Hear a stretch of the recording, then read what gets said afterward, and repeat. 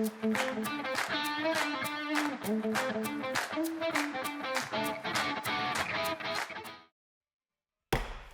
morning and welcome to the regular meeting of City Council on Tuesday, October 28th, 2025. Would the clerk please take the roll? Mr. Charland. Here. Mr. Coghill. Ms. Gross. Mr. Mosley. Mrs. Kale Smith. Mrs. Strasburger. Here. Mrs. Warwick. Here. Mr. Wilson. Here. Mr. Lavelle, President. That's yours. Here. 5 members present. Thank you. For those who are able, please rise for the Pledge of Allegiance. Remain standing for a moment of silence. I pledge allegiance to the flag of the United States of America, to the republic for which it stands, one nation, under God, indivisible, with liberty and justice for all.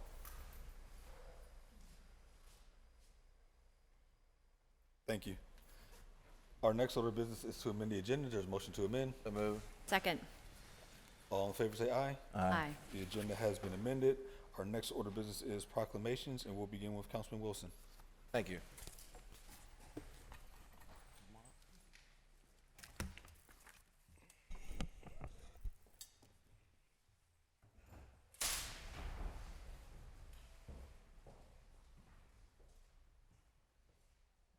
All right, yeah, if we can have everyone from the Three Rivers Rowing Association come on up. You can just come this way.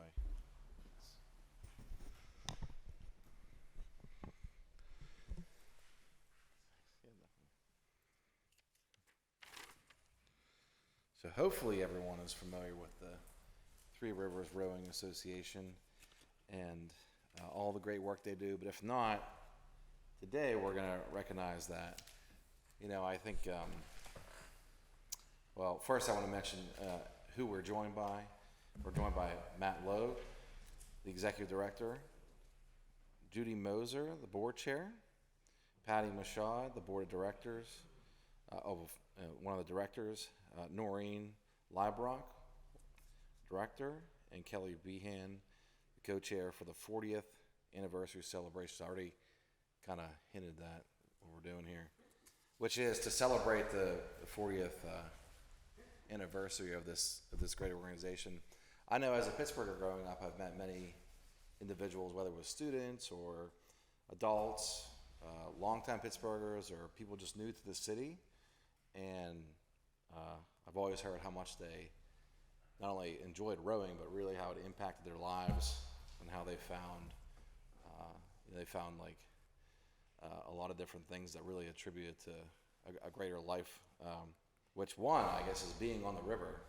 And I did have the pleasure of being invited down recently, and we took a little boat ride, which was pretty fantastic.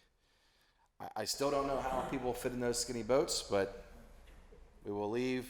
There are different sizes for different people like myself, but I still look at those boats, some of those ones that are pretty slim, and it's pretty impressive that people get in there and go as fast as they do. And I think I think most recently there was someone who was training there who won the gold medal for U.S. Olympic. Yeah, a lot of great things. And so to celebrate the 40th anniversary, we're going to do this proclamation. Whereas the Three Rivers Rowing Association, TRRA, was founded in October 1984 as a membership-based nonprofit organization with the mission of providing rowing and dragon boating programs for adults, youth, and adaptive athletes. Whereas over the past 40 years, TRRA has grown into one of the largest rowing and paddling clubs in the United States, providing access to the sport for a diverse and inclusive community. And whereas TRRA hosts major regional events, including the head of the Ohio Regatta, the Pittsburgh Dragon Boat Festival, and the Pittsburgh Indoor Sprints, which celebrates athleticism and Pittsburgh's connection to its rivers. Whereas through its belief that there is a seat in the boat for everyone, although, like I said, I'm not sure my seat is in the skinny one. TRRA has fostered community, teamwork, and a lifelong appreciation for the city's waterways, And now therefore be resolved that the Council of the City of Pittsburgh does recognize and commend Three Rivers Rowing Association on its 40th anniversary for its outstanding contributions to the Pittsburgh's athletic and riverfront communities. Be it further resolved that the Council of the City of Pittsburgh does hereby declare Saturday, November 8th, 2025 to be Three Rivers Rowing Association in the City of Pittsburgh. May we have a motion to approve? So move. Second. All in favor, say aye. Aye. Congratulations.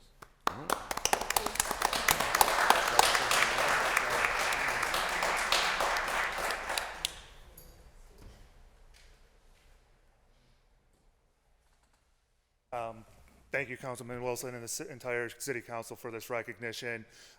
We are incredibly fortunate to be celebrating our 40th anniversary here in Pittsburgh, and we could not have done that without the support of the city, the region, and everybody in this room. We really pride ourselves on what we've accomplished in those 40 years, whether it was founding one of the first all-adaptive rowing programs for individuals with disabilities. We've been recognized nationally as a 5-time Club of the Year award recipient. We've had multiple Olympians come through that started their rowing careers here in Pittsburgh.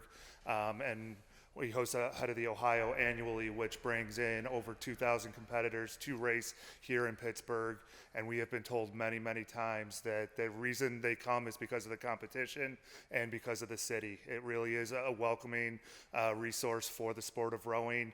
The Cincinnati kids come and count the bridges every year as part of their race plan.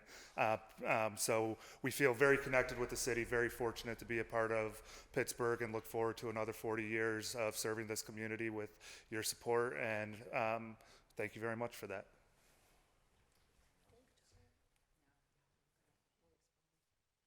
Well, appreciate you all coming down. I'd like to do a picture with council, and I also just want to what's that? Yeah, that'd be great. Yeah. I also just want to recognize that I can't know if we said this yet. I don't know if it's in the proclamation, but you're located in Washington's Landing. Some people call it Harris Island, and everyone's welcome. So come on down and check it out. I know even my daughter did a program after school last year, so open to all ages and everyone. So great. We could have everyone come up and take a picture. Thanks.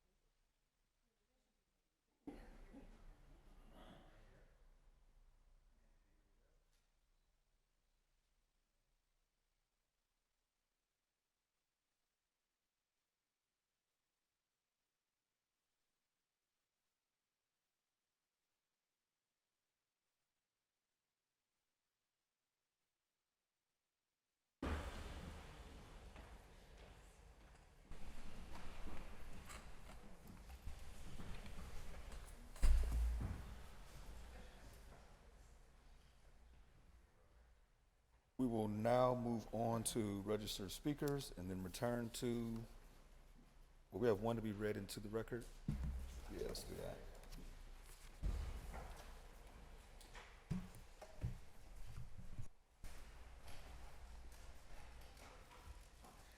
Councilmember Mosley presents, now therefore be it resolved that the Council of the City of Pittsburgh does hereby declare October 24th, 2025 to be Apostle Dr.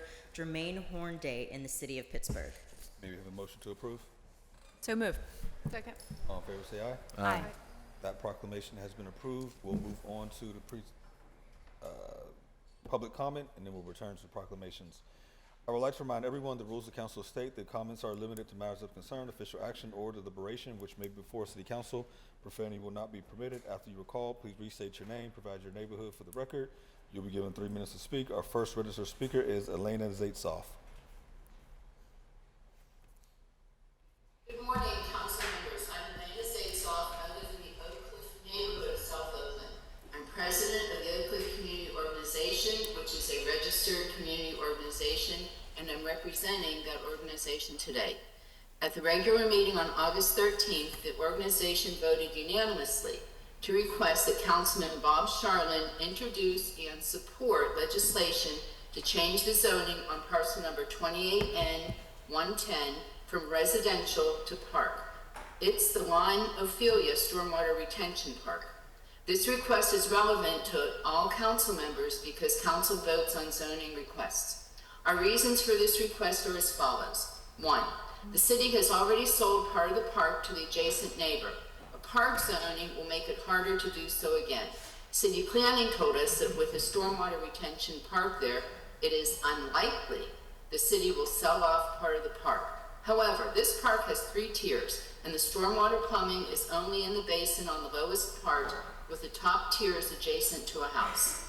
2, there's precedent from Oakland for this type of zoning change. The parcel that the Oak Cliff Community Playground now sits on was changed from residential to park, the same change we are requesting. Also, as a result of the Oakland plan, the zoning of Zulema Park was changed to park.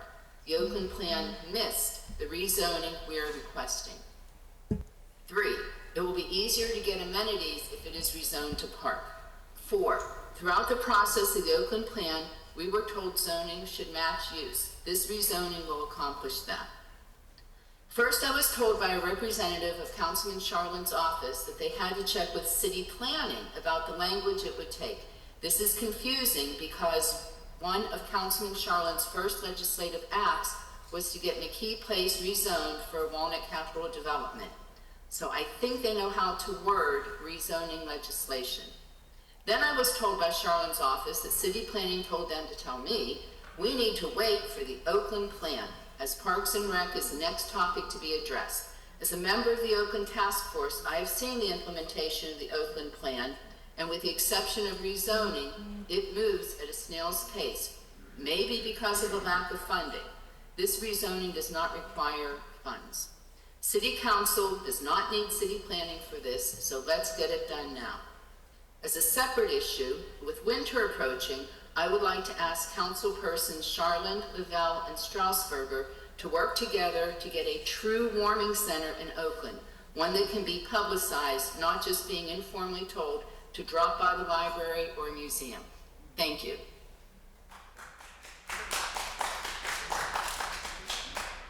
Thank you. Our next registered speaker is Edward Leeson Jr.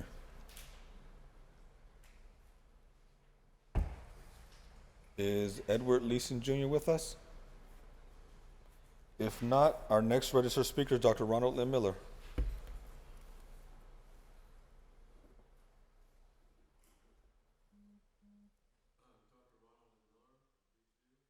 Ciudad de Mexico, Mexico, EUM. Between 2000 and 2025, I have been repeatedly listed in Who's Who in America and Who's Who in the world. Candidate for Pittsburgh Mayor 2025, representing the Global Intelligence Society, which is not a political party. We focus on using the highest level of information and intelligence in order to create social policy. Global Information Intelligence Network.net. Concerns of council include the vote, neighborhoods, and ally sister cities. This is consistent with my initiatives for 2025 and 2028 for president. Vote by voter verification for whom? Neighborhoods and ally cities. A concern of council, and therefore of council claimants and competitors and mayor competitors, is the vote. But I ask, how have any of you, councilors, including former Councilor Mr. O'Connor, expressed any concern that your vote cannot be checked for misplacement or misapplication? The AHED forbids it. No, but I have, via the vote by voter verification for whom approach, 2015 to 2025, and I ask again, who values the vote more? You council claimants say that you are concerned about neighborhoods, but have any of you created a network linking all the neighborhoods in the district that you claim to represent, creating a district neighborhood intranet, and with other councilors creating an effective internet interdistrict for neighborhoods? I don't see that. I have done so. PCNN, Pittsburgh City Neighborhoods Network, and I ask, who values neighborhoods more? I think I do. A third council concern has to do with the internationality of the city, and I ask, have any of you councilors created a network of city allies for the city of Pittsburgh? There isn't a single one for Africa, but I have done this in the PCNN, the Pittsburgh City Ally Network, which includes 7 ally cities in Africa: Cairo, Kinshasa, Nairobi, Monrovia, Timbuktu, Abuja in Nigeria, and Lagos. This will continue no matter who is mayor, no matter who is on the council. Thank you. Our next speaker is Chris Morey. Good morning, I'm Chris Mari, Squirrel Hill, District 8. Apologies for the hat. It's very cold in here to not have any hair. I'm here this week with Inform Up and have our survey results on our reporting from the actions of City Council last week. With regard to the changes for the Council on Human Relations, we asked, should the Council on Human Relations be able to act on practices that create a disparate impact on protected classes, even if discrimination isn't explicit, giving the example of a children policy in an apartment building. 60%, or 41 respondents, somewhat or strongly supported that power, while 30%, or 20 respondents, somewhat or strongly opposed. With respect to the city's outstanding utility bills, we asked, what should the city do so that this doesn't happen again? 38% of respondents said centralize all utility billing in one office, while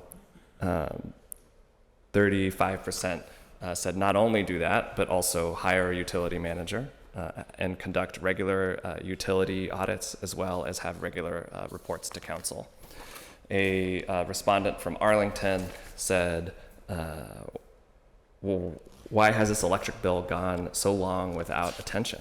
This is a massive oversight. What other bills are going without payment? With respect to the solid waste transfer station zoning changes, we asked, should the city adopt regulations for solid waste transfer stations, including a 500-foot buffer from homes, schools, parks, and commercial properties?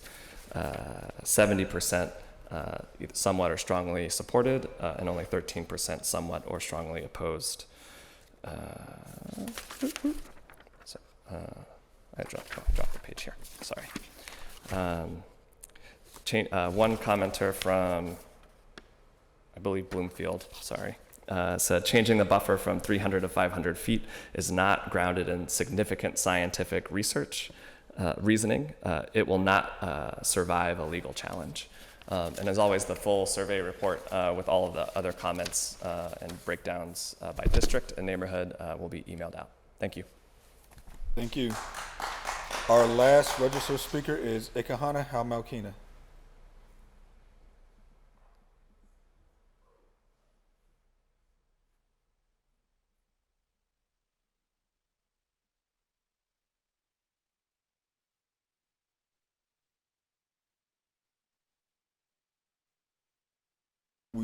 We saw you come off of mute. You should be able to begin. Excuse me. Greetings and good day. My title is Chief Ikahana Howell McKeenan. I'm the grantees of the Iroquois Confederacy of Aboriginal American People. I was planning to use my time today to continue to petition City Council to act in good faith as a fiscal sponsor for the people of the city. Instead, I turn my attention to illegal police chases and put a spotlight on the cover-up, the miscarriage of justice perpetuated on 2 innocent people leaving Bible study, Michelle Rankin and Jerome Smith. Today, October 28th, would be my brother's 54th birthday. I can only imagine your beard would be slightly gray, followed by a few braids sprinkled throughout your hair as well, only adding more character to the already bustling spirit of wisdom. Wisdom that you aren't here to share with your 5 children and 3 grandchildren to whom you never got to meet, due to the neglectful actions of a rogue undercover officer looking to make an arrest of someone they suspected of selling drugs. But it wasn't Jerome or Michelle that they were after. Their suspect was Devon Miles, who would later trade the word suspect for scapegoat. He would undoubtedly be charged with homicide by vehicle, numerous gun charges, drugs, and traffic offenses. They did it. They were successful in removing guns and drugs off the streets of Pittsburgh. Yay to Luke Ravenstahl. May 25th, 2006 is a day that I'll never forget. He was a son, a grandson, a brother, a father, a cousin, a friend, and also a co-worker. Gone at the tender age of 34. As the leaves remind us and fall off of the trees and part ways with the trees that they once were with, I am forever reminded of your absence. The mark that you would have left on this earth. Empty sits the table sittings during gatherings. Empty sits the rocking chair that you plan to sit in with me. And empty are the hearts you left behind to mourn you. We love, honor, and miss you dearly. And may your strength, wisdom, and thoughtfulness, and kindness, and generosity live on through every heart you've touched. Love you always, your little sister. Thank you. That exhausts our list of registered speakers. Therefore, we'll turn back to proclamations. Councilwoman Smith.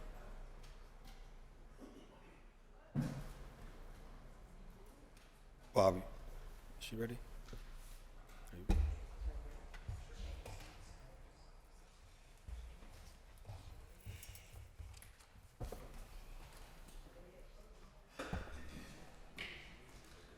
Thank you. Will our veterans please come up?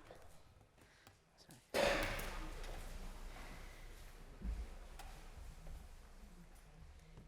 been my honor for several years to always present the Veterans Day Parade with a proclamation. I want to thank you for all that you do.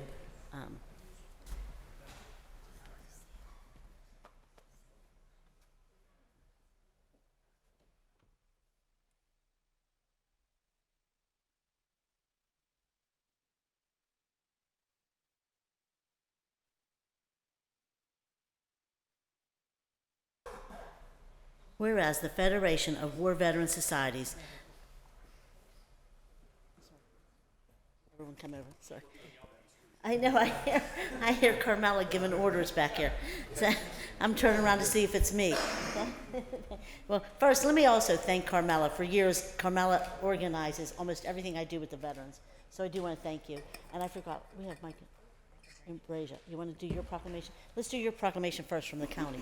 Yeah, come, you want to do the county proclamation. We do a joint proclamation with Allegheny County Council every year for this Veterans Day Parade too.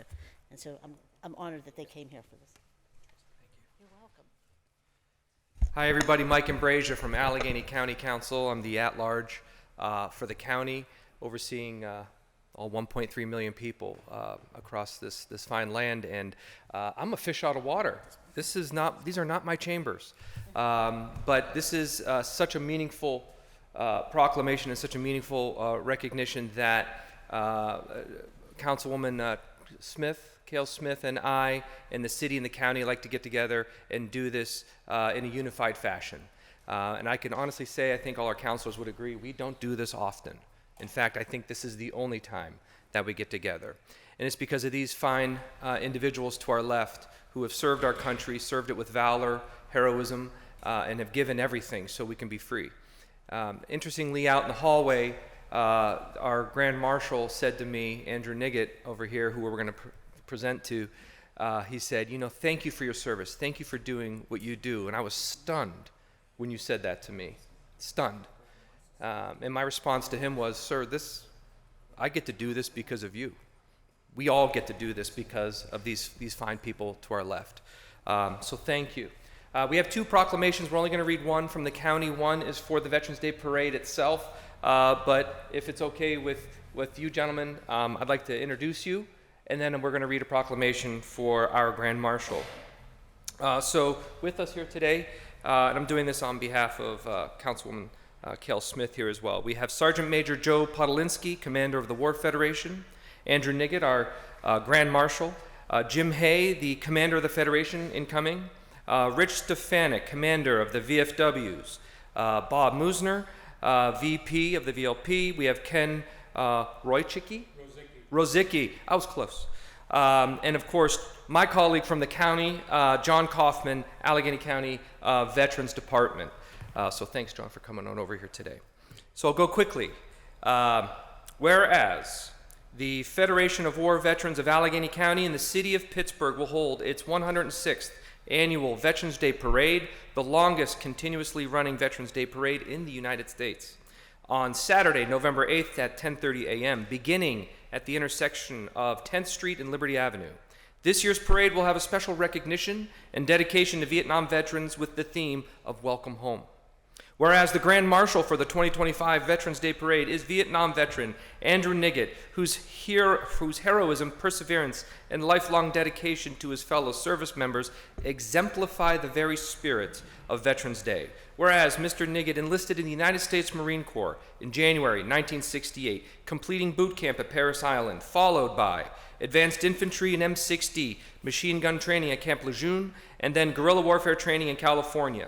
July of 1968, he was stationed in An Hoi in Vietnam's Central Highlands. And whereas during intense combat at Charlie Ridge beginning 6 October 1968, the Marines were surrounded and came under sustained attack by enemy forces. On 9 October, while Mr. Niggett manned his M60 machine gun, he was severely wounded when a rocket-propelled grenade landed nearby, knocking him unconscious and caused extensive injuries to his face, tongue, and jaw. He awoke unable to breathe or scream as his airways were blocked by teeth and bone fragments. Whereas, despite these devastating wounds, Mr. Niggett was saved by the quick actions of a corpsman and medevaced to an NSA field hospital in Da Nang, where a tracheotomy allowed him to breathe and other surgeries saved his life. He was sent to hospital in Japan and then on to Philadelphia Naval Hospital, along with other VA hospitals with maxillofacial surgeries. And whereas from 1968 through 1974, Mr. Niggett endured 23 surgeries. 23 surgeries. Rather than giving up, Mr. Niggett's phenomenal will to survive and the incredible medical care provided by the military have enabled him to go to college, earn 3 degrees, marry, raise a family, dedicating his life to helping other veterans, embodying the Marine Corps values of honor, courage, and commitment. Now, therefore, be it resolved that I, Allegheny County Council Member Mike Ambrasia, do hereby recognize and honor Mr. Andrew Niggett for his outstanding heroism, his lifelong service to his country, community, his exemplary leadership as the Grand Marshal of this 106th Annual Veterans Day Parade. I speak on behalf of all council, extend our greatest gratitude and admiration for your valor, sir, perseverance and continued commitment to uplifting fellow veterans and preserving the legacy of all who serve. Thank you, sir.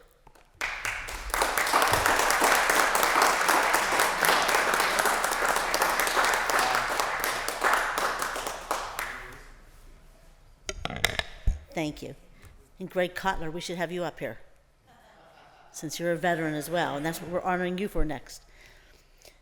Whereas the Federation of War Veterans Society of Allegheny County and the City of Pittsburgh will hold its 106th Annual Veterans Day Parade, the longest continuously running Veterans Day Parade in the United States, on Saturday, November 8th, 2025 at 10:30 a.m., beginning at the intersections of 10th Street and Liberty Avenue, celebrating Vietnam veterans with the theme of Welcome Home. And whereas the Grand Marshal this year is Vietnam veteran Andrew Niggett. Did I say that right? Okay, okay, thank you. Mr. Nygett enlisted in the U.S. Marine Corps in January 1968. Boot camp was in Paris Island, followed by advanced infantry and M60 machine gun training at Camp Lejeune, and then guerrilla warfare training in California. And whereas in July 1968, I'm not going to read all this because everybody knows what you went through, so you just read that. So I'll just go on to the part where from 1968 through 1974, he has endured 23 surgeries. Rather than giving up, Andy's phenomenal will to survive and the incredible medical care provided by the military have enabled him to go to college, earn 3 degrees, marry, raise a family, and help numerous veterans in his professional career. A truly remarkable story. And thank you so much for all that you've endured. Now therefore be it resolved that the Council of the City of Pittsburgh does hereby honor and pay tribute to the men and women who serve and have served in our armed forces and solemnly remember the sacrifices of all those who fought so valiantly to preserve our heritage and freedoms. And be it further resolved that the Council of the City of Pittsburgh does hereby declare Tuesday, November 11th to be Federation of War Veterans Societies Day in the City of Pittsburgh. May we have a motion to approve? So moved. Second. All in favor, say aye. Aye. Congratulations and thank you.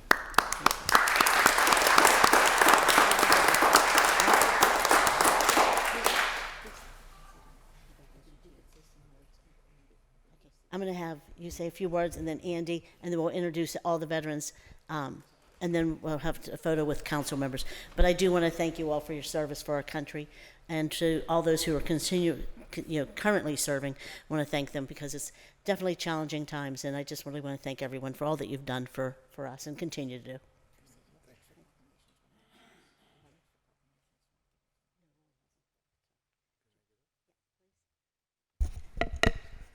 Good morning. I'm Sergeant Major retired Joseph Podolinsky. I'm the commander of the Federation of War Veterans Societies of Allegheny County, and I am also the commander of 106. We are the oldest and the continuous 106th Veterans Day Parade. And as we said earlier, I'd like to thank the mayor, the Pittsburgh City Council, Allegheny County Council, and we don't do this parade without the police, firefighters, EMS, and the public works. So we just like to thank everyone in that group, and there's a lot more people to thank you. But as we said, it's been 50 years since the end of the Vietnam War in 1975, and this year we're celebrating the Army, Navy, and Marine Corps 250th birthday. So just want to thank everyone for coming today. So.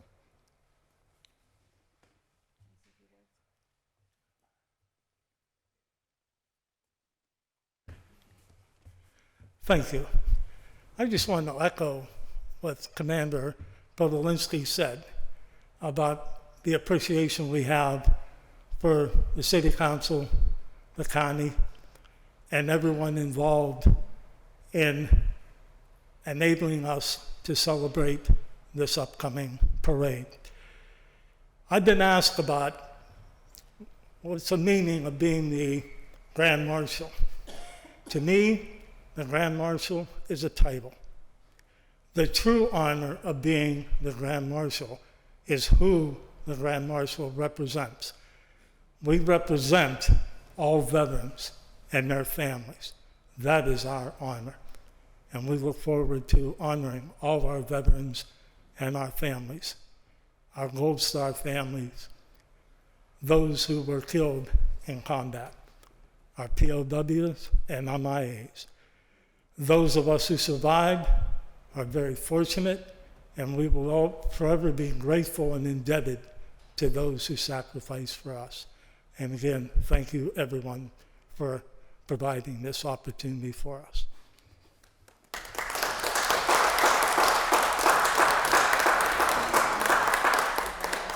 Can we have all members up for a picture?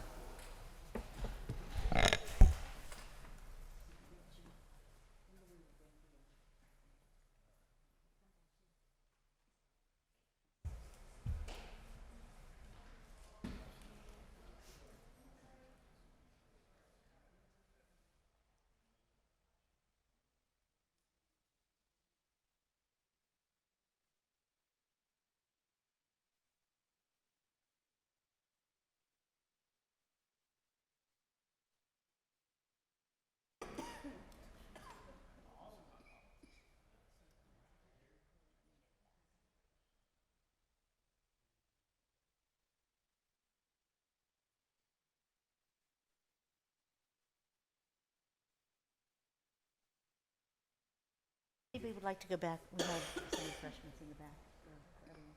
It'd be nice if other people come.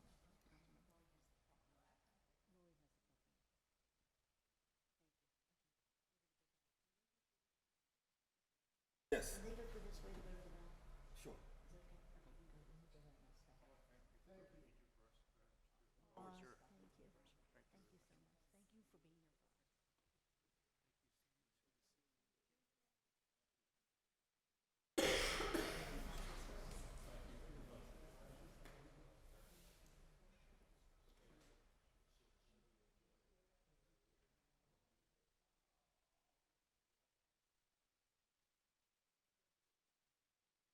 We have two events coming up on, I should announce that. We also have two events coming up in in our area, in Councilman Cogdill's area, for free dinners for veterans on the 8th, and I'll post that information on my Facebook page.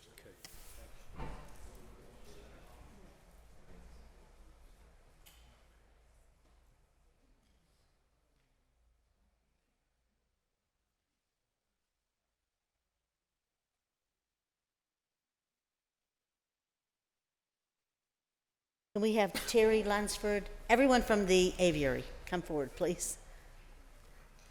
And Greg Cutler. We'll do them both, we'll do them all one right after another.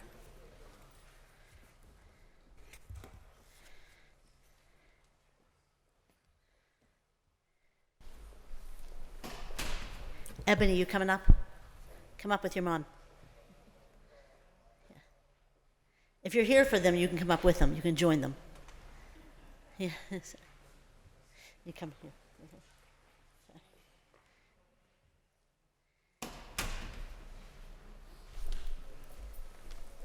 You know, the aviary is a gem in the city of Pittsburgh. It's actually in Councilman Wilson's area. So, Councilman Wilson, you're coming up, right? And I saw Ebony post something about her mother dedicating 25 years of service. And I said, let's give her a proclamation, 25 years of service to such a gem in the city of Pittsburgh. And then Greg said, let's make sure we recognize the people that have also put in 25 years because it's so important what they contribute to the city of Pittsburgh. And Greg, who we're doing a third proclamation for, served as a veteran and served in our city you'll see the proclamation, but also works at the aviary. So it's an aviary kind of day in the city of Pittsburgh. Whereas Terry Lunsford grew up in Pittsburgh and graduated from Perry Traditional Academy. After graduation, she attended Community College of Allegheny County. And whereas she began her career at the National Aviary on July 20th, 2000. And whereas, it's hard to believe that's 25 years ago, 2000. And whereas Terry's unwavering dedication exemplified excellence in service through her consistent hard work, reliability, and meticulous attention to detail. She ensured the building remained clean, safe, and welcoming to both visitors and staff members alike. And whereas her positive attitude and tireless efforts contributed daily to a professional environment that fostered pride, comfort, and community among staff. And whereas in 2015, her hard work was celebrated when she was promoted to senior crew member. Her leadership qualities were put to good use, and she provided guidance and training to newer crew members, contributing to their success in their role. And whereas Terry was born and raised on the north side of the city of Pittsburgh and is first and foremost a devoted mother of 4 children, Tamara, Mark, Keenan, and Ebony. And Ebony is farmer girl Ebony Lunsford. So she raised some amazing kids. So thank you. And now therefore be it resolved that the Council of the City of Pittsburgh does hereby recognize Terry Lunsford for 25 years of outstanding service and commitment to the National Aviary of Pittsburgh. And be it further resolved that the Council of the City of Pittsburgh does hereby declare Tuesday, October 28th, 2025 to be Terry Lunsford Day in the City of Pittsburgh. May we have a motion to approve? So moved. All in favor, say aye. Aye. Congratulations.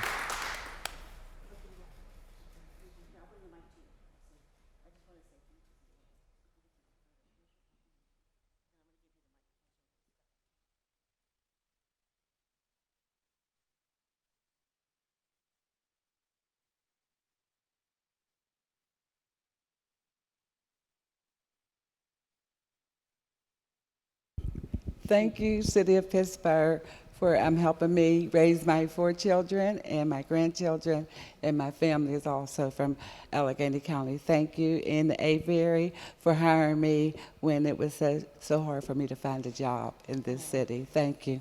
Aw, that was so nice. Thank you. Thank you so much. Thank you. Thank you. And then we're going to take some. Does anybody else want to say anything? Want to say a few words? You can come up here. You can step up. Yeah, I was just,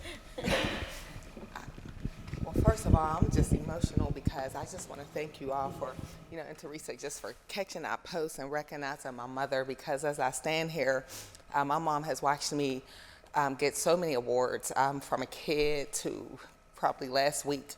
And I realized that I never had an opportunity to see my mom get any award or anything in my life. And so I'm just thankful right now, and to know that she has worked so hard. I appreciate the aviary. They've helped us, raise our children. We've all been there. We feel like we know the birds. And so just thank you so much for this moment for my mom. Tell them what you're wearing. No, no. I have to don't want promote make this. this about me. Just real quick. Thank you. Oh, so I'm wearing Duluth. This is just I'm a farmer, and that's all I wear. Or something from... I'm just a model for them. But thank you. I don't want to make this about me. Okay, thank you. Any of your family want to say anything? Anybody else? Anybody else want to say anything? Okay. We're going to read the next proclamation and the next proclamation, then we're going to take one big photo with council members as well, okay? Are you okay standing? If you're not okay standing, you can sit on the bench, okay? If that works for you. Are you okay, Ms. Lunsford? Okay. Let me just tell them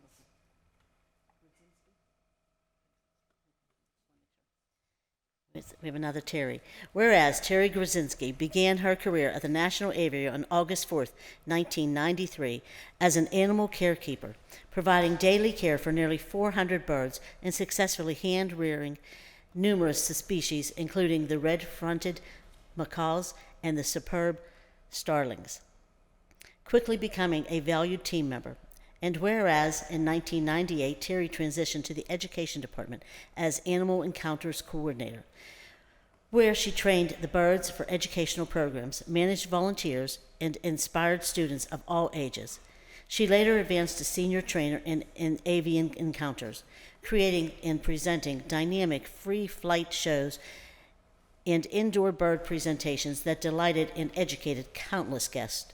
And whereas from 2010 to 2023, Terry served as supervisor of animal collections, overseeing aviculturist interns and volunteers while launching successful revenue-generating encounter programs.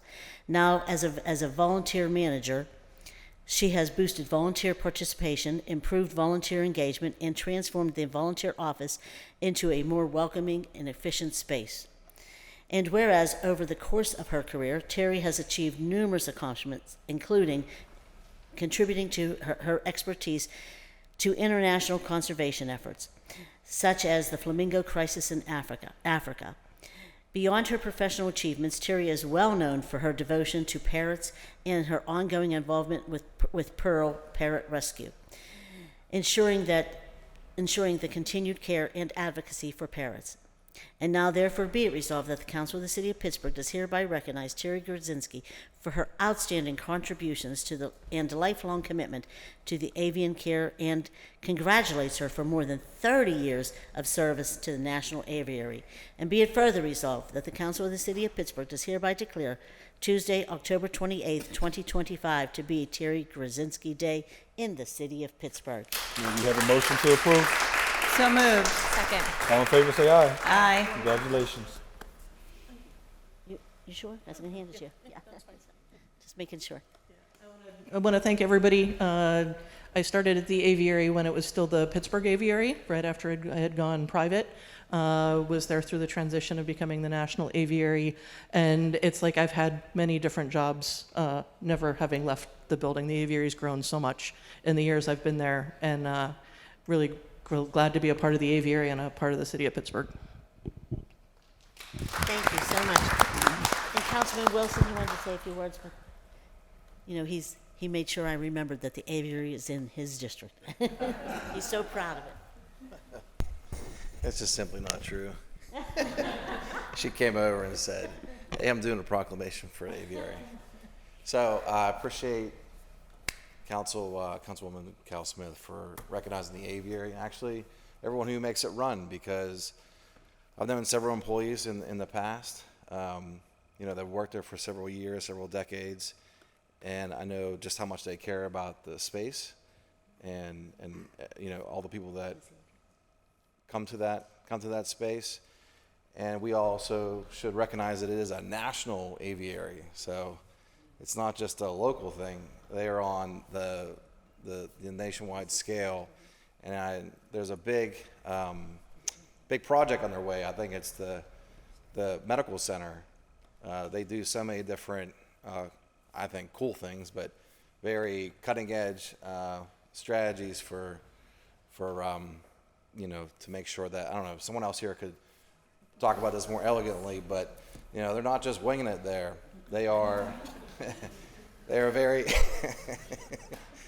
they are trained professionals, medical professionals there that are taking care of birds across the world, and then they put them back out into either the wildlife or at another aviary or zoo.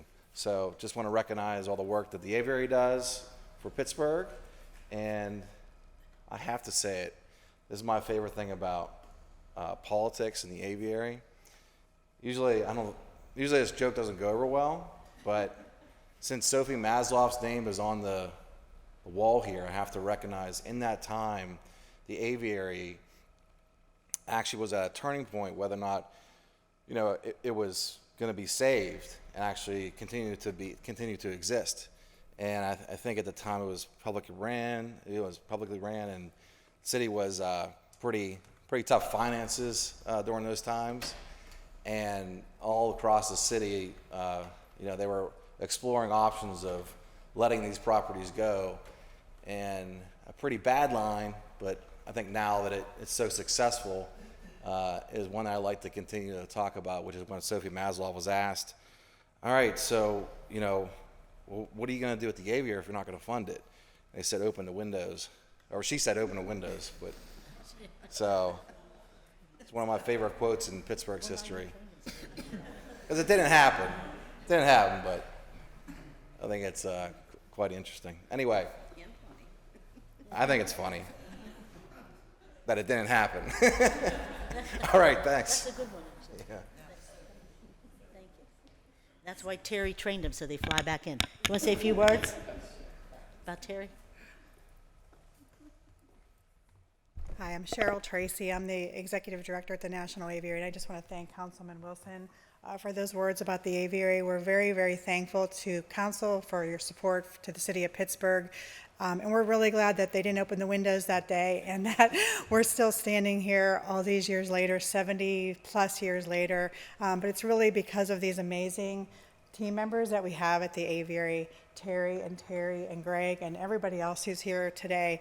That's really what makes the aviary so great. So again, thank you so much for this honor for our team today. Thank you.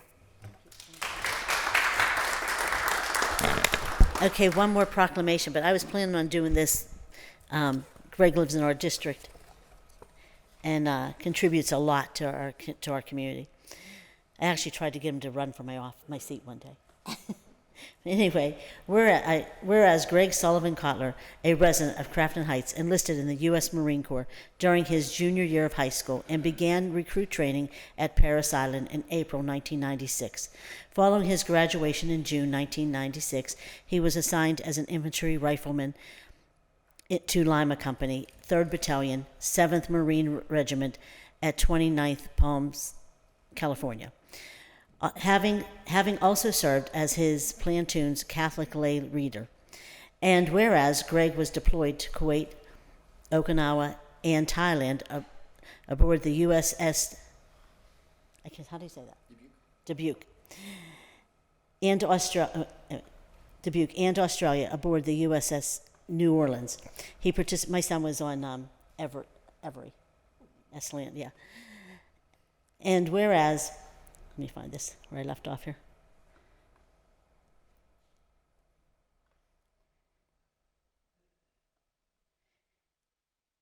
He participated in multinational operations and completed advanced military training. During Greg's service, he was awarded a Meritorious Mass, Good Conduct Medal, Sea Service Deployment Ribbon with Star, and achieved the rank of sergeant. And whereas following his honorable discharge, Greg returned to Pittsburgh to raise a family. He earned his degree with honors from CCAC in 2005, and as a member of Phi Theta Kappa. He has worked as a fundraiser with numerous nonprofit organizations, including the DNC, Habitat for Humanity, PBS, and the Pittsburgh Penguin Foundation, to name a few. He also worked as a development associate at the Catholic Charities of the Diocese of City of Pittsburgh. And whereas Greg's current employer is one of our great national gems, the National Aviary, where he began as a database manager. Over the past 9 years, his position has grown, and he now serves as the manager of donor relations, a role that is instrumental in fulfilling the aviary's mission to inspire respect for nature through the appreciation of birds. And whereas, in addition to his nonprofit work, Greg has also been long committed to the community service. From his days as a Boy Scout to serving as a judge of elections in Allegheny County since 2016. He also serves as the City of Pittsburgh Citizens Police Review Board, and he is a 2023 graduate of the City's Citizens Police Academy. And now therefore be it resolved that the Council of the City of Pittsburgh does hereby honor Gregory Sullivan Kotler. I always thought I was reading the wrong name. Gregory Sullivan Kotler for his unwavering spirit of service, compassion, and civic engagement. And be it further resolved that the Council of the City of Pittsburgh does hereby declare Tuesday, October 28th, 2025 to be Greg Kotler Day in the City of Pittsburgh. There was a motion to approve. So moved. And seconded. All in favor, say aye. Aye. This is wonderful. Thank you. Thank you for everything you do. Here. My pleasure. Sure. So I just wanted to thank Councilwoman Teresa Kell-Smith. I'm incredibly honored and humbled right now. I want to thank my amazing mother, my beautiful soulmate. You've helped make me the man I am today. And lastly, Teresa, congratulations on your retirement. Thank you so much for all that you've done, as well as the other members of council, to make sure Pittsburgh's a little better today than it was yesterday. Thank you for your service. Thank you. Maybe I'll get a proclamation one day. No, just kidding. Just kidding. Thank you so much. That was so nice. Does anybody else want to say a few words? Well, I just want to thank you all for your service to the City of Pittsburgh and what you do. I know my grandkids love it there. And so right away, Shona Jiggets, Shona Ebony, she right away wanted to know. She said she knows the aviary staff really well because she goes there. She works at Allegheny School, so she goes there all the time. So I just want to say you made a mark on our family as well, so thank you. And I apologize to the members waiting to speak. All members want to come up for the photo?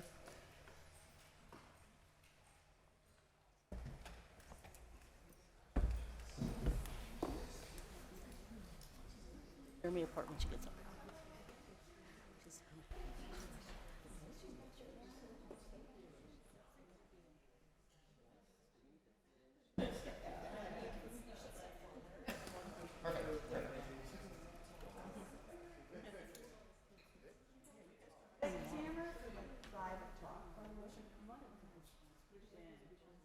You want to open your proclamations for the photos? Yes. I'm not seeing it.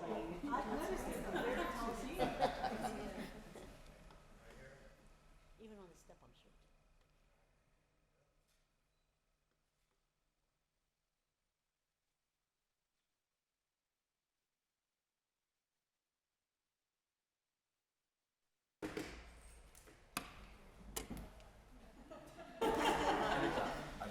That happens all the time.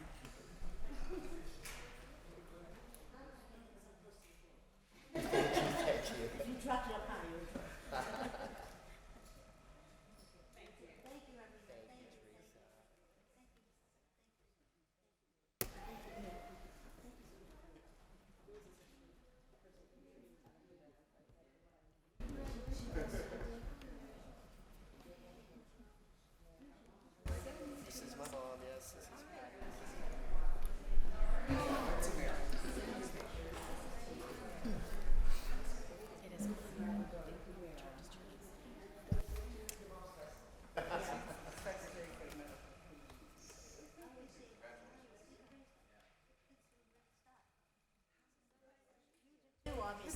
Thank you.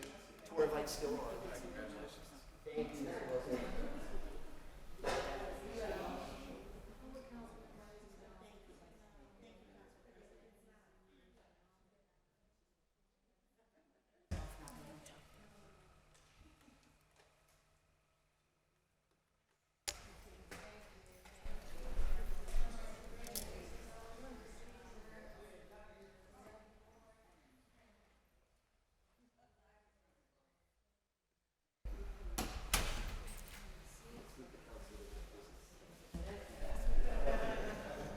I was just thinking it was one.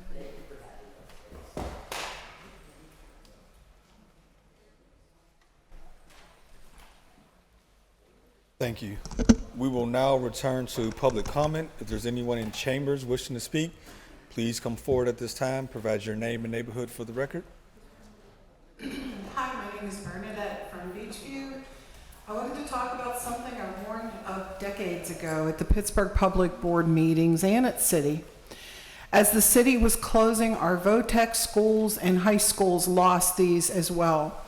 The decline of youth came forward. Not all kids are pencil pushers. Pittsburgh Promise, now ending, refused to help kids meant for a trade school. Many of our kids get dropped from the Pittsburgh Promise for low grades in their four-year colleges. We are not seeing our Latino workers now because they fear ICE due to Washington. Now there is a void due to AI. We woke to news to more white-collar job losses due to AI today.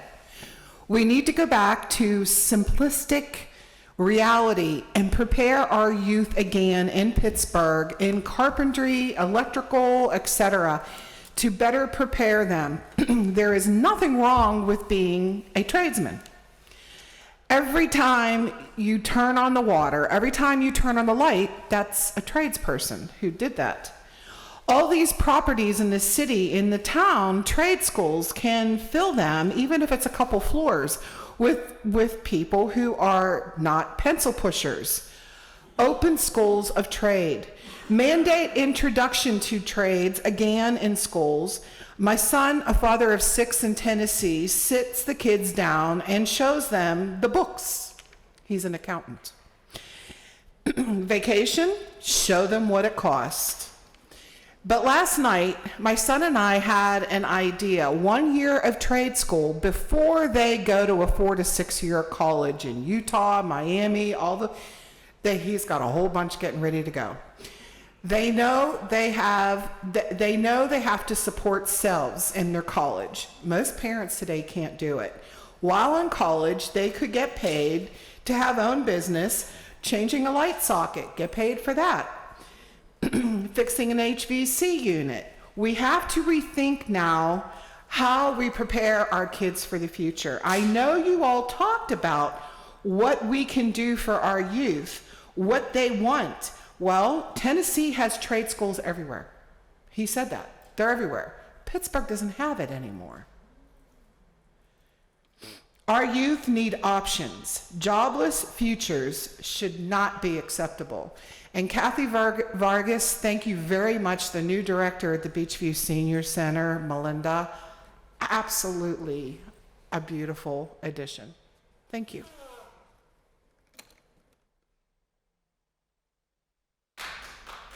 Thank you. Next speaker, please.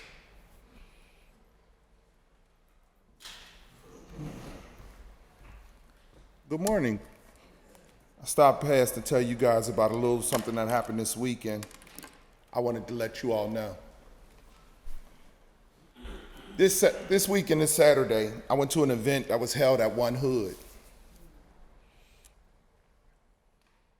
That my understanding that you all's co-partner, Councilman Kahari Mosley and his team helped put together. It was an LGBTQ event. I was a special guest. When I arrived, I stood outside waiting on my board from another organization to arrive. Me and two other, and I must say this so I can paint this picture, white guys. We're standing there and we were minding our complete business, having a good kiki, as the people say, talking amongst ourselves. A young man from one hood come running outside, and a young lady from one hood run over to us and begin to point his finger in my face.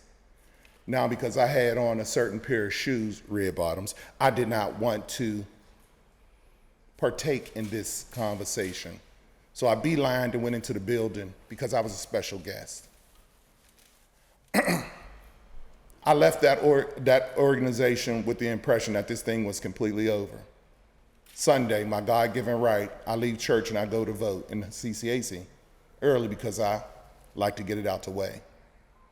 As I'm voting, I'm called over to the parking lot. And just like yesterday, this young man runs up to me and he punches me in my face. He says to me, and I use this word, and I apologize for every elder in the room, this is one hood who you all have given money to for violence prevention, and I tell you all this constantly and constantly, follow your dollar bills.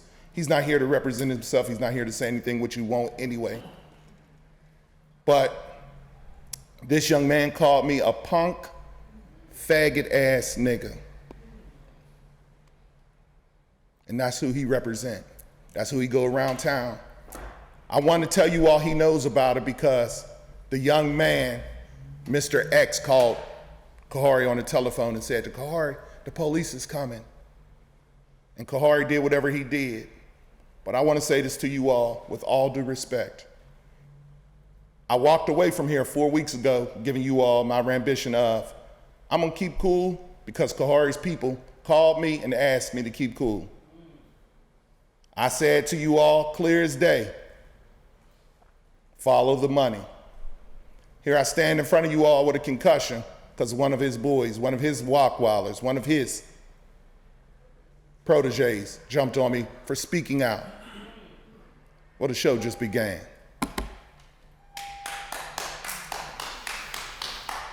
Thank you. Next speaker, please.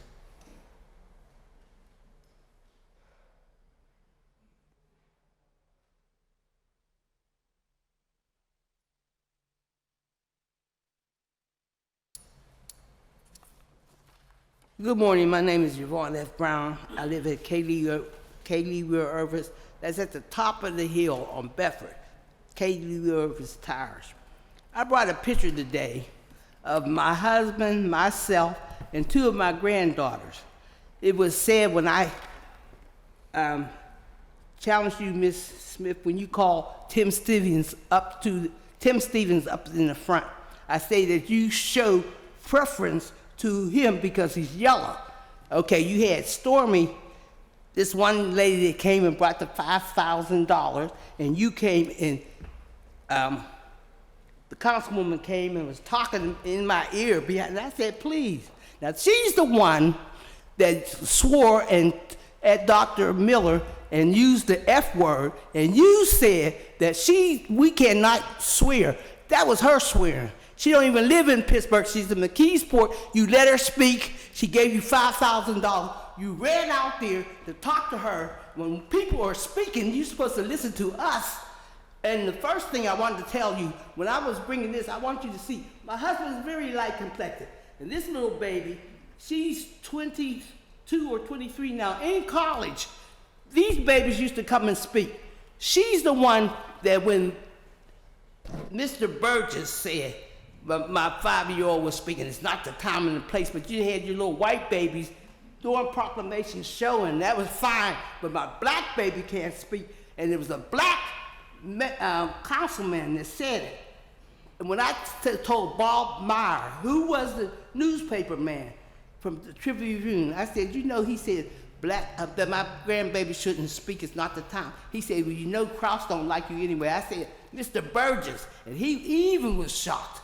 Now, I want you to understand that when I talk about color, if you're light complected, you lack pigmentation, that's all. If you cut me, I'm gonna bleed red, and you too. So what's the difference? Because you're lighter, you're better? No, we are all the same. Even though you may think light-complected people are better. And I'm mad because Tim Stevens was given $500 from one councilman, another 100 from another to give the meeting. And we must write down what we want to say. And he picks out what I said, Tim, that's wrong. He said, I can run it any way I want. He shouldn't be able to take our money, and I can't speak, I can't ask the question unless he okay it. Who is Tim? My son was killed, my son was let to die, but I can't ask the question because Tim will say you must write down your question. Where did that come from? You just don't write down questions. Why we got to write down questions? And I'm saying if we have to write the questions, then let the people decide, not Tim. Not Tim. And Thank you. sick of this. You're treated like Next speaker, please. The missing child, Cerise Taylor, now known as Special Agent Sunshine. I need just a little more Jesus. I need just a little more Jesus. I need just a little more Jesus. I need just a little. Oh, I need just. Agent Sunshine, please refrain from. Get to your comments. Help me along the way. You know what? In this town, you can't call on Jesus. Perfect example. Why is that? He created me. He led me right here to face you, Lavelle. You want me dead. But you know what? I can stand here with faith and courage and love from the bottom of my heart and say to you, I still love you. You know why? Because I'm still here, standing on his promises. Speaking of promises, here's one. It honors integrity, Lavelle, which you lack. Comes from Proverbs 14:8-9. It says, a wise person will understand what to do, but a foolish person is dishonest. Fools don't care if they sin, but honest people work at being right. It's not right for you to be in the position you're in, Lavelle, and your gender not be recognized by everybody. You can hide it all day and night, but once exposed, it's exposed for what it is. Proverbs 12:19, the wisdom for today says, truthful words stand the test of time, but lies are soon exposed. Like the lies about my identity that were changed. My real identity, I'm somebody else. Y'all trying to bury it. You want nobody to know who I am. But here I stand because God knows who I am. Psalm 28:11 says, the Lord gives strength to his people. The Lord blesses his people with peace. No matter how many fiery darts you throw at me, I'm agile. I know how to move out the way and keep telling people what he said, because that's my purpose in life. Thought for the day. God's word can open my eyes to God's purpose for me. And here's a word from him. Psalm 119:18. It says, open my eyes that I may see wonderful things in your law. His law, Lavelle, not yours. He's a generous provider, God is. Yes, he is. He gave us the sun to shine light on every injustice. And here I stand, and my identity will be known to nations worldwide. Amen. Next speaker, please.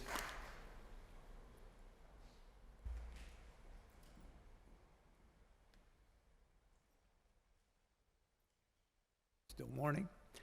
Good morning. My name is David Tessitore, Banksville, District 2. Last week I spoke of the potential for maglev and the fact that we had been told when I was with the Citizen Advisory Panel that I initiated and became its chair eventually, that maglev was to go up the middle of a wide turnpike to be built through the West End. And I mentioned that while that was a long time ago, it could be something that might even be fast-tracked, especially with this existing administration, if somebody who was a large investor would put some money toward the current president. Well, this past weekend, New York Times disclosed that the donor of the $130 million for the military payroll was Timothy Mellon, who was, as far as I can tell, the largest investor in maglev. And so I'm just saying, we don't know for certain that things are going to happen, but we can watch where the footsteps have fallen in the past, and we can see what might be coming down the road. You know, I mentioned it to somebody who knows him personally, and I won't exactly say what he said, but it was not very affirmative of his character. He is identified as a recluse who moved out to Wyoming to be away from people, etc. What we know from the past of the conference is that it has not cared about the people, especially the people who don't have money. We saw that with the Civic Arena. We saw that with the 1,000 homes that were taken out on East Street to put in the 279. Where would it go through my district? I don't know. They didn't tell us that back then. We were just told that it would be coming down the road. So I think this is a concern, and the question I finished with time ran out short, was I know that council has a tendency to go along with something that's happening in another district that's not their own. My question is, would you, other council members, go along with that if that was to come forward on fast tracking, that we would see the proposal? Even if maglev itself, the technology wouldn't be built, they would first go through and build the turnpike for it through the neighborhood, and then we'd be left with that. So that's one of the things I'm bringing before you. I want you to know these sorts of things happen. And I've watched how, with the busway, things fell when council went along with it. Thank you. Thank you very much. Next speaker, please. Next speaker, please.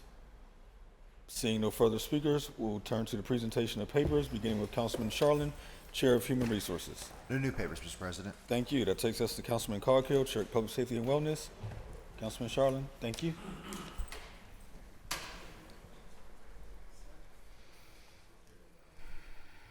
Councilman Coghill presents Bill number 2406, resolution authorizing the mayor and the director of the Department of Public Safety to enter on behalf of the city of Pittsburgh into an agreement or agreements with Allegheny County to receive funding for hazardous material incident response in the amount of $50,000 over 2 years. And Councilwoman Gross, Chair of Innovation, Performance, Asset Management, and Technology. Mr. President. Thank you.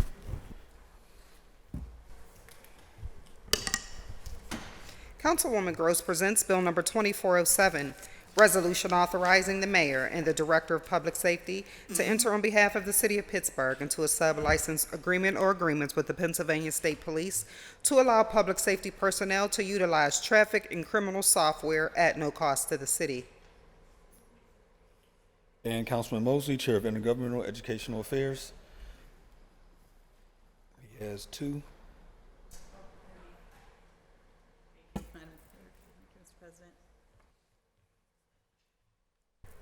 Councilman Mosley presents Bill number 2408, resolution providing for the execution of a cooperation agreement or agreements with the URA of Pittsburgh for the performance of certain work in connection with the 2025-26 Community Development Block Grant Program and providing for the payment of the cost thereof not to exceed $5,775,000 for all council districts. Bill 2409, resolution amending Resolution 298 of 2025, providing for a reimbursement agreement or agreements with Pittsburgh Water for costs associated with the Penn Avenue Phase 2 project, where Pittsburgh Water will be responsible for paying 100% of the actual expenses involved in certain work to be described in the agreements at an amount not to exceed $227,520, and further amending Resolution 924 of 2024, effective December 18th of 2024, entitled Resolution Adopting and Approving the 2025 Capital Budget, the proposed 2025 Community Development Program, and the 2025 through 2030 Capital Improvement Program by increasing Penn Avenue Phase 2 by $227,520. And Councilwoman Kell Smith, Chair of Recreation, Youth, and Senior Services. Thank you, Mr. President. No new papers. Thank you. And Councilwoman Strasburger, Chair of Finance and Law. No new papers, Mr. President. Thank you. Councilwoman Warwick, Chair of Public Works and Infrastructure. Thank you, Mr. President.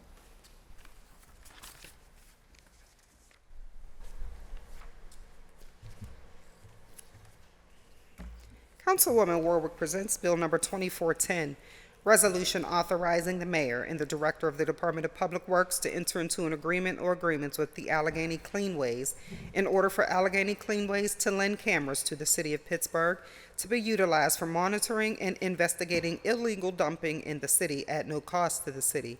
Bill 2411, Resolution providing for a supplemental agreement or agreements with H.W. Lochner, Inc. for costs associated with the final design phase for the Pittsburgh City Steps project, providing for the payment of the cost thereof not to exceed $1,375,031.30, an increase of $705,180.52 from the previously executed agreement, reimbursable at 80%.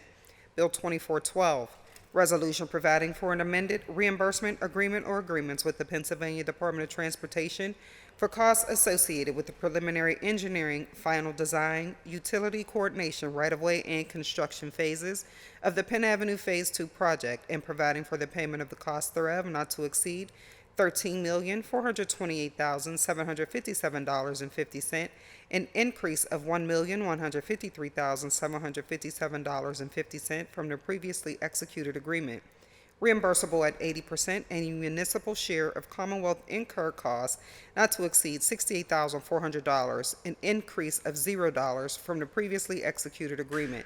And Bill 2413, Resolution providing for an agreement or agreements with Golisek Construction, LLC, for costs associated with the construction phase of the Penn Avenue Phase 2 project, providing for the payment of the cost thereof not to exceed $9,554,500.24, reimbursable at 80%.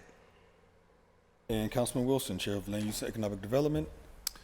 No new papers, Mr. President. Thank you. And I have three. We could first read the two communications. Council President Lavelle presents Bill Number 2414, communication from Jake Pollack, Director of the Office of Management and Budget, submitting to City Council the attached status update from the Grants Office for the week ended October 24, 2025, and Bill Number 2416, communication from Rachel Heisler, City Controller, submitting a summary worksheet highlighting overtime and premium pay budget use in the third quarter of 2025, dated October 24, 2025. I need a motion to read, receive, and file. So moved. Second. All in favor, say aye. Aye. Thank you very much. And now the one resolution. Bill Number 2415, resolution authorizing the mayor on behalf of the city of Pittsburgh to enter into an amended and restated community collaboration and implementation plan for the Lower Hill redevelopment at no cost to the city. If someone would please offer a motion to waive Rule 8. Motion to waive Rule 8 on Bill Second. 2025-2415 so it might appear on tomorrow's standing committee agenda. Second. Thank you very much. All in favor, say aye. Aye. Any opposed? The bill will be on tomorrow's standing committee agenda. That moves us to reports of committee for final action, beginning with Councilwoman Erica Strasburger presenting the Committee of Finance and Law. Thank you, Mr. President. Thank you.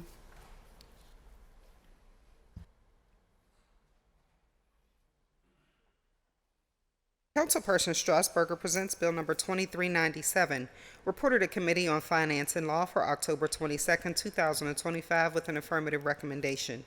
Bill 2357, resolution transferring the amount of $2,000 within the 2025 operating budget from City Council salaries and wages regular to the Office of the City Clerk for the purpose of professional services. You've heard the reading and title of the bill. Is there any discussion? Seeing none, the bill is now ready for final action. All in favor of the passage of the bill will vote aye when their name is called. Those opposed will vote no. Will the clerk please take the roll? Mr. Charland. Aye. Ms. Gross. Aye. Mrs. Kell Smith. Aye. Mrs. Strasburger. Mrs. Warwick. Mr. Wilson. Aye. Mr. Lavelle, President. Aye. 7 ayes, 0 noes. The bill, having received the legally required number of votes, is passed finally. That takes us to Councilwoman Barbara Ward, presenting the Committee of Public Works and Infrastructure. Thank you, Mr. President. Thank you.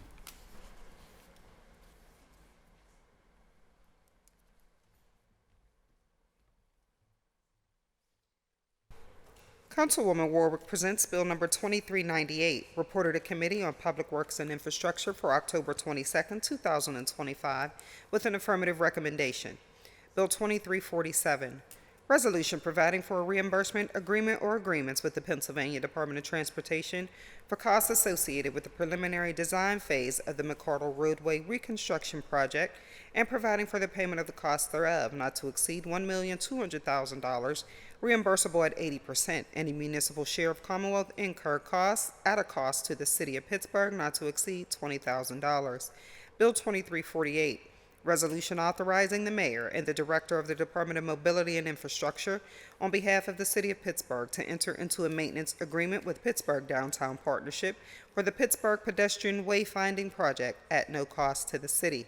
Bill 2349, resolution authorizing the taking, appropriating, and condemning by the City of Pittsburgh for public roadway purposes certain property in the 20th Ward of the City of Pittsburgh owned by John and Gail Eltner, located along Herndon Street, and authorizing the payment of just compensation and necessary and incidental acquisition costs related thereto in an amount not to exceed $6,000. And Bill 2384, resolution authorizing the mayor and the director of the Department of Public Works to enter into an agreement or agreements with Duquesne Light Company, LLC, for consolidated payment of any and all account billing obligations in arrears on city-held meters in the amount not to exceed $204,750.33 over a period of 1 year. You have heard the reading and title of the bill. Is there any discussion? Seeing none, the bill is now ready for final action. All in favor of the passage of the bill will vote aye when their name is called. Those opposed will vote no. Will the clerk please take the roll? Mr. Charland. Aye. Ms. Gross. Aye. Mrs. Kell Smith. Aye. Mrs. Strasburger. Aye. Mrs. Warwick. Aye. Mr. Wilson. Aye. Mr. Lavelle, President. Aye. 7 ayes, 0 noes. The bill, having received the legally required number of votes, is passed finally. That moves us to Councilperson Robert Charlin, presenting the Committee of Human Resources.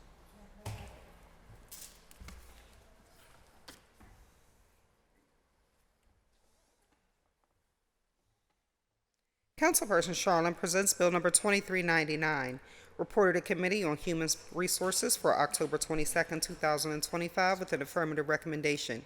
Bill 2359, ordinance amending, supplementing the Pittsburgh Code Title VI, Conduct, Chapter 651, Findings and Policy, 653, Human Relations Commission, and Chapter 659, Unlawful Civil Rights Practices, by simplifying language to offer clarity, defining terms specific to the enforcement of anti-discrimination provisions within the city code, and preserving the anti-discrimination enforcement power of the city in the wake of federal changes.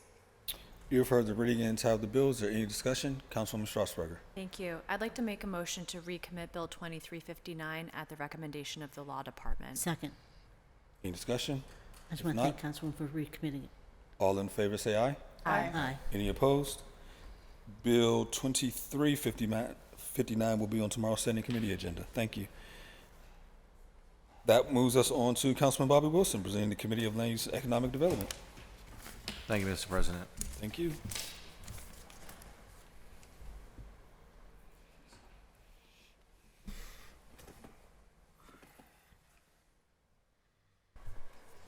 Councilman Wilson presents Bill number 2400, reported to Committee on Land Use and Economic Development for October 22nd, 2025, with an affirmative recommendation.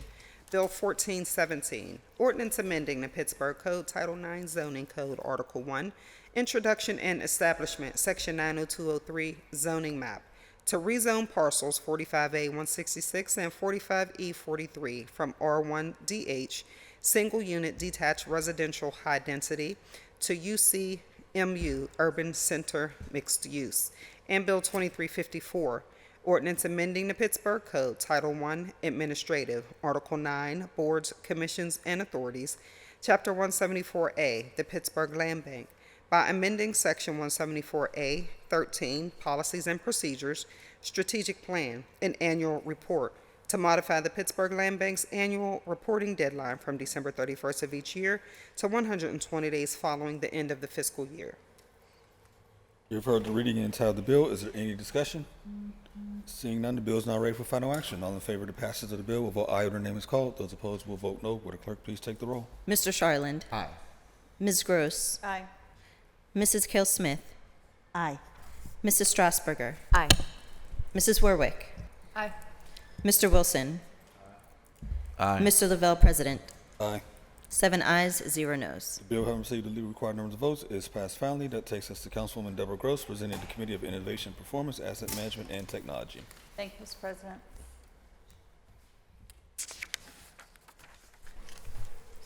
Councilwoman Gross presents Bill number 2401, reported to Committee on Innovation, Performance, Asset Management, and Technology for October 22nd, 2025, with an affirmative recommendation. Bill 2345, resolution amending Resolution 798 of 2023, authorizing the mayor and the director of the Department of Innovation and Performance on behalf of the City of Pittsburgh to enter into an agreement or agreements or amendments thereto with Change Agents Training for access to their learning management system and consultative assistance to adapt the City of Pittsburgh Gold Belt Workshop for e-learning by increasing the approved amount by $18,000 for an amended total cost not to exceed $90,000 over 5 years.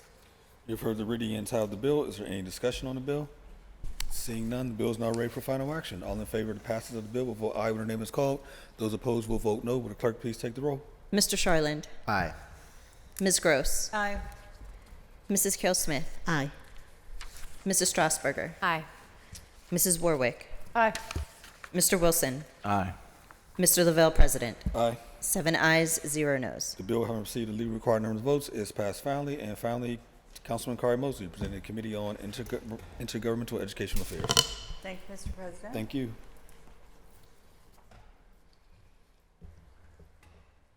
Councilman Mosley presents Bill number 2402, reported to Committee on Intergovernmental and Educational Affairs for October 22nd, 2025, with an affirmative recommendation.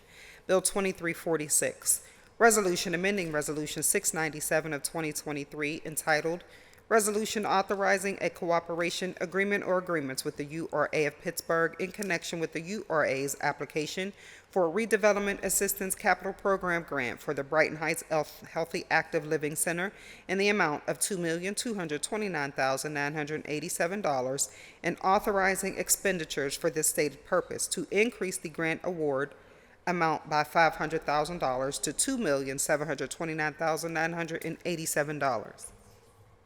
You've heard the reading and entitled the bill. Is there any discussion? Seeing none, the bill is now ready for final action. All in favor of the passage of the bill will vote aye when their name is called. Those opposed will vote no. Will the clerk please take the roll? Mr. Charland. Aye. Ms. Gross. Aye. Mrs. Kale-Smith. Aye. Mrs. Strasburger. Aye. Mrs. Warwick. Aye. Mr. Wilson. Mr. Lavelle, President. Aye. 7 ayes, 0 noes. The bill having received the legal required numbers of votes is passed finally. That moves us to motions and resolutions. Is there anything from members? If not, that takes us to meeting announcements. This afternoon at 1 o'clock, Council will hold an executive session on Bill 2380 as it relates to litigation. Also this afternoon at 1:30, Council will hold a cablecast post-agenda discussion on litter, which is chaired by Councilman Warwick. Then tomorrow, Wednesday, October 29th at 10 a.m., Council will hold our standing committee meeting. Speaker registration will close at 9. To speak at this meeting or any others, please fill the sign-up form on the council meeting webpage or call the clerk's office at 412-255-2138. With that, we need a motion to excuse the absent members, approve the minutes, and adjourn the meeting. So moved. Second. All in favor, say aye. Aye. We are adjourned.